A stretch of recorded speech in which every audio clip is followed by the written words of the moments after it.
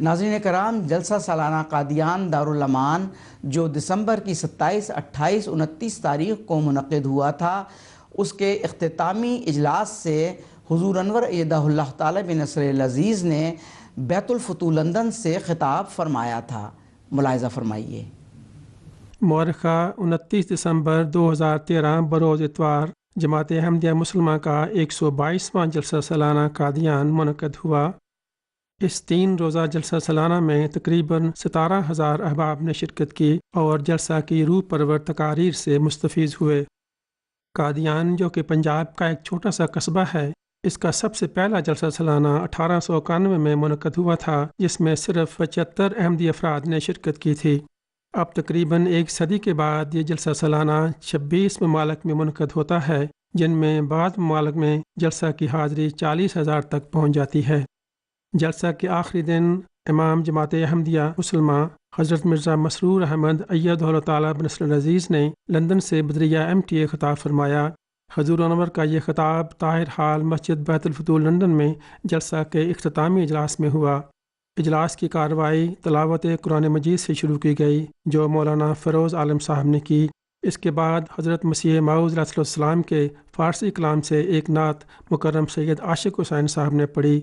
مکرم عمر شریف صاحب نے حضرت مسیح موعود رضی اللہ تعالیٰ عنہ کے اردو کلام سے ایک نظم نہایت دلکش انداز سے پڑھ کر سنائی، جس کے بعد حضور انور نے جلسہ کا اختتامی خطاب فرمایا۔ یہ خطاب MTA کے ذریعہ سے بیک وقت قادیان اور لندن سے دکھایا گیا تھا، جس میں حضور انور جلسہ سالانہ قادیان اور افراد جماعت احمدیہ عالمگیر سے مخاطب تھے۔ حضور اقدس نے اپنے خطاب کے شروع میں سورہ جمعہ کی آیت نمبر 4 کی تفسیر بیان کرتے ہوئے فرمایا، جب بھی لوگ علم اور سمجھ کے تنزل میں بہہ کر گمراہی کا شکار ہوتے ہیں تو اللہ تعالیٰ اپنے فرستادہ کو بھیجتا ہے، جس طرح اللہ تعالیٰ نے حضرت محمد مصطفیٰ صلی اللہ علیہ وسلم کو عرب کی دنیا میں بھیج کر ان کو قرآن مجید کے علم و عرفان سے آشنا کیا۔ حضور اقدس نے فرمایا کہ حضرت محمد مصطفیٰ صلی اللہ علیہ وسلم کے 1300 سال بعد اس وقت کی گمراہی حضرت مسیح موعود حضرت مرزا غلام احمد علیہ السلام کے ہاتھوں سے دور ہوگی۔ حضور اقدس نے چند خوش نصیب افراد کے واقعات بیان کیے، جنہوں نے حضرت مسیح موعود علیہ السلام کی سچائی میں اللہ تعالیٰ کے دیے ہوئے نشانوں کو دیکھ کر ان پر ایمان لانے کی توفیق پائی۔